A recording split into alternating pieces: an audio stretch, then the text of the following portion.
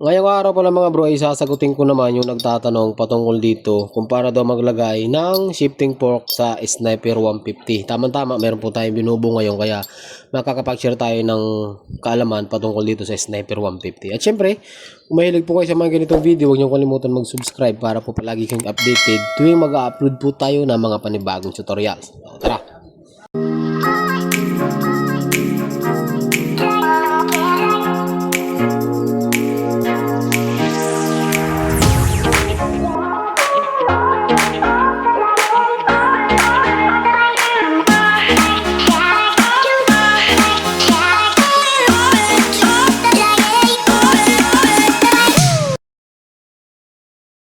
Ang dahilan pala nito mga bro, kaya natin siya in-overhaul, nagpalit po tayo ng ito. So galing po ito si Sniper B2 yata ito. Ano, Sniper, parehas lang naman kasi ang crankshaft ng B2 tsaka ito ang kaibahan lang ito, parang may gear dito pero hindi naman ito ginagamit. Ito yung lagayan ng timing chain natin. Tapos yung segunda nito mga bro ay kumakalampag, so nagpalit din tayo ng gear. So mayroon tayong transmission na nabili ito, kuhanin ko lang. Yan mga bro. Yan, ito po yung transmission na nabili natin. Actually, isang buong makina to. Transmission lang yung kinuha natin. Alright. Tapos, yun nga, break tayo mga bro. Meron kasi mga nagtatanong sa akin kung paano daw buuin yung shifting fork natin. So, dito mga bro sa Sniper, hindi naman siya nakakalito kasi hindi siya kagaya ng shifting fork na dalawa yung mga dalawa yung parang itong kontil na to, minsan dalawa dito kaya nakakalito. So dito, sa Sniper, tatlo po ang shifting fork niya. So isang malaki, so isang maliit. So tandaan nyo, yung pinakamaliit sa gitna po yan. Tapos itong isang malaki-laki, ito po yung nasa ilalim, ito naman yung nasa ibabaw. Para yung TMX lang. Tapos kung mapapansin nyo mga bro, mayroong paya to.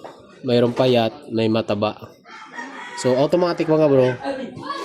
Automatic, ito yung nasa gitna. Lagi nyo tatandaan, kung maliit, nasa gitna po yan.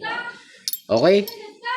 So, ang gagawin natin, ngayon, i-consider nyo itong butas mga bro. Ayan. Ayan. Yung butas na yan, di ba? Asan ba yun? Kasi may mga ano to mga bro, may mga number naman sila. 3C1, ayan, R6, 3C1 din naman to, at 3C1 din tong isa. Hindi naman kayo magkakamali dito mga bro. Kasi kapag sinalpak nyo to dito, halimbawa nagkamali kayo, hindi nyo naman isasalpak yan, oh. Ito, tayo natin. Ito salpak, ito naman pasok.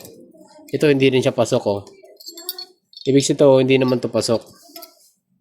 So, iisa lang yung pasok sa kanya. Ibig sabihin, para dun talaga siya. Asa na ba yun? Ito. Yun, di ba? So, siyempre, sa paglalagay mga bro, una yung ilalim. Okay, so ito munang mataba. Itong mataba, Ngayon, i-consider nyo to. Kailangan pag nilagay nyo yan, pansinin nyo, malayo. Tama ito, tama. Ayan.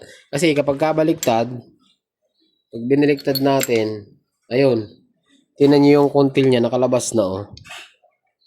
Kita nyo, nakalabas na. So, mali yan. Dapat yan, nakaano lang. Kasi, papasok yan mga bro. Dito siya, shifting drum natin.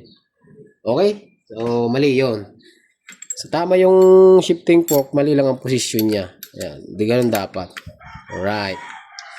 Okay? So, ganun lang. Tapos, isunod natin tong isa. Yung maliit. Dito naman siya sa kabila. Ayan, pansinin niyo yung yung magkakapantay sila kasi pag once na binaliktad niyo to, mababago na yan, oh. Oh, wala no. Tapos hindi na siya papasok, 'di ba? Kaya hindi naman to mga bro mahirap. So, papasok niyo lang diyan, tapos itong isa, yung maliit dito niya kalagay. Ayun. Ganun lang. So, ganun lang yung posisyon ng shifting fork ng Sniper. Tapos saka natin ikakabit tong shifting drum natin. So, yung iba, tinatanggal pa to. Sa akin, hindi ko na tinatanggal kasi kaya naman niyang inipasok. Ikot-ikotin nyo lang, oh. Iniikot lang niya mga bro. Pag pinasok nyo yan, huwag mong pilitin. Kung matigas. Ikotin mo lang siya. Natin. Ikot-ikotin nyo lang. Kasi mayroong tinatamaan yan. Ayun. Di ba? Pasok siya. Tapos, sa kanya ipapasok tong mga dun sa ilalim. Ito nga bro. Kailangan nakapasok yung kuntil na yan. Ayun, natanggal pa. Ayun. Dapat ganun. Tapos ito, kailangan nakapasok yan dyan. Yan o. Yan. Kailangan ganun mga bro. Kailangan nakapasok to lahat. Dito sa, may mga kanal kasi yan eh. May mga kanal. Ayan. Alright, so kailangan nakapasok siyang ganun. Ngayon, ito namang ano natin mga bro. Yung pinaka-pin natin, meron tong spring. Okay? Ito, meron tong spring mga bro. So, okay lang naman to magkabaliktad. Okay lang naman siyang maipasok nyo siya ng ganito. Okay lang din naman maipasok nyo ganyan. Pero, yung spring kasi, dalawa yan. Isa dito. At isa dito. So, ipapasok nyo to, may spring. Yung problema, masang ayun yung isa. Alam ko nawawala eh. Yan. Okay? Tapos, lagyan muna natin ng konting oil para malambot lang siya ipasok. Yan. Okay? Pasok natin. Ay, nahulog pa. Nahulog pa yung spring natin. Yun ang problema dito. Dapat pala, inuuna ko na eh. Pwede nyo naman unahin ito mga bro. Ipasok.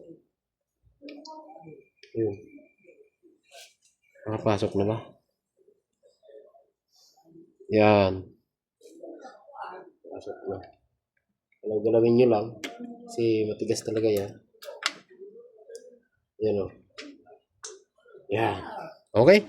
So, ganun lang mga bro yung pagkakabit. Tapos may spring pa dito. Nahulog lang yung spring. So, kukunin natin. So, pero ganun lang po yung posisyon ng pagkakabit ng Sniper 150. So, sana naman mga bro, meron kayong natutunan sa basic tutorial natin. Kung meron pa kayong ibang tanong, comment nyo na lang sa baba at sasagutin po natin yan. So, hanggang dito lang. Magandang araw sa inyong lahat at ride safe po palagi.